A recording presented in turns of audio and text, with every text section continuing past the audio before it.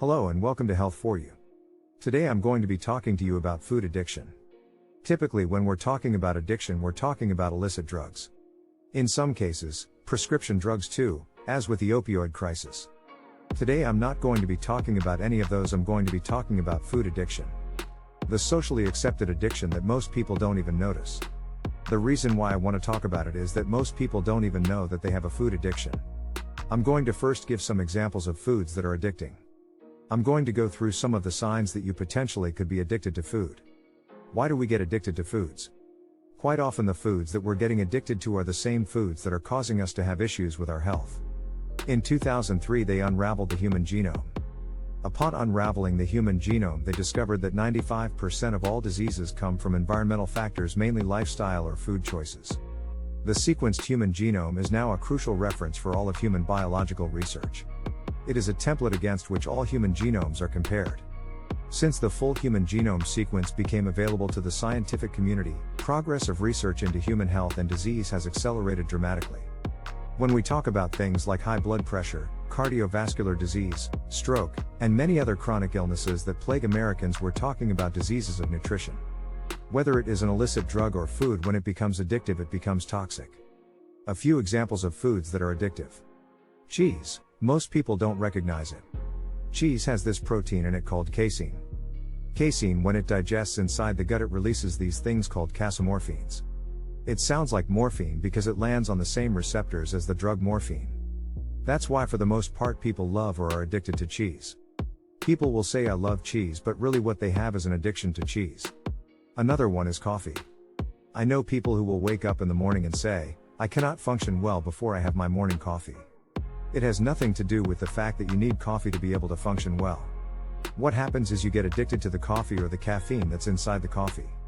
We see people all the time who have issues with trying to stop drinking coffee, going through withdrawal symptoms. Another one is sugar. Sugar addiction is so huge because they put sugar in everything. There have been studies that confirm if you make cocaine and sugar available, that mice in the laboratory will get addicted to the sugar even before they get addicted to the cocaine. That tells you how powerful of a drug sugar is. Another example would be fast food and processed foods. People will try to stop eating processed and fast foods, but they can't. The reason why is that addiction is actually baked into those foods. Also, energy drinks. People get addicted to energy drinks because they're going through states of fatigue. They're trying to remedy the fatigue issue, but the fatigue issue probably started with the fact that they were probably eating a lot of processed and unhealthy foods that don't have nourishment in them.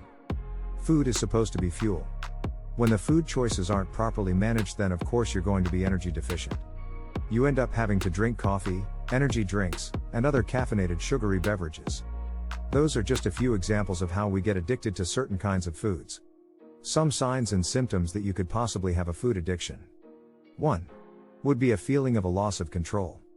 You tell yourself I'm going to stop eating this particular type of food, but then an hour later, or half a day later, you're eating that food.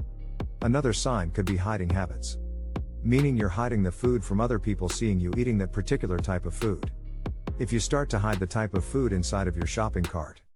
When you get home, you put it in a particular spot that nobody knows about. You go out to eat by yourself to eat a particular type of food. You don't invite anybody else. Another sign. Hangry.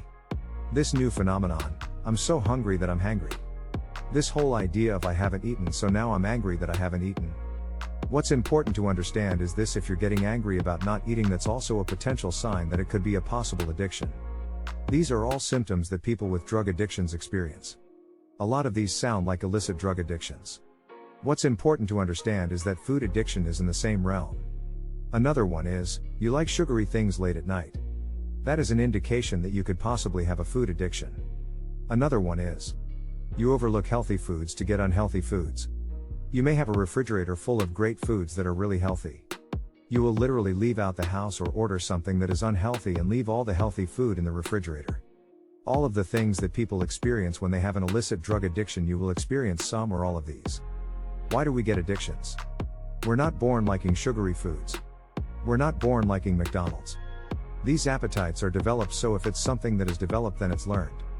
If it's learned, it also can be biochemical. One of the reasons that you could have a food addiction is that of food chemistry. So much food chemistry is put into foods these days.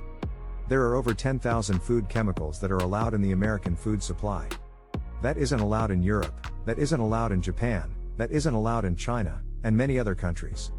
Food chemistry actually gets you addicted. They'll use something like monosodium glutamate or MSG because it triggers you to overeat. It stimulates you to have hunger in your body.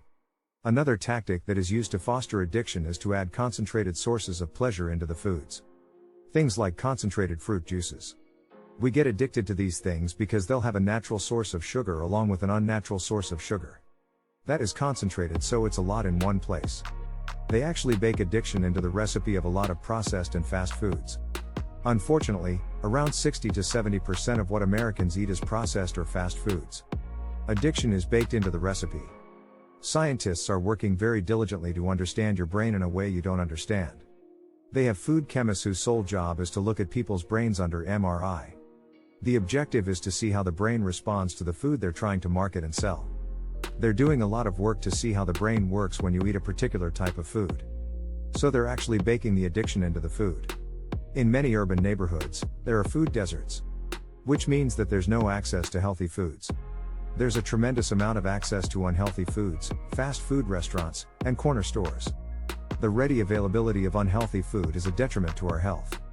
Scientists understand that we have this propensity towards things that are sweet. We evolved first eating fruit. We're attracted to that not only through our brains but through our genetics. They manipulate that whole system by knowing that. They know that they can concentrate the sugar, concentrate fat, and add some sodium and other miscellaneous addictive substances and make a safe bet that you'll not be able to eat just one. 74% of foods in the supermarket have added sugar in them. There's sugar in things that don't even need sugar like ketchup, other condiments, and salad dressings. They put sugar in everything because they know it's addicting. When we have these family or work gatherings, it is usually the kind of food that isn't healthy that is provided.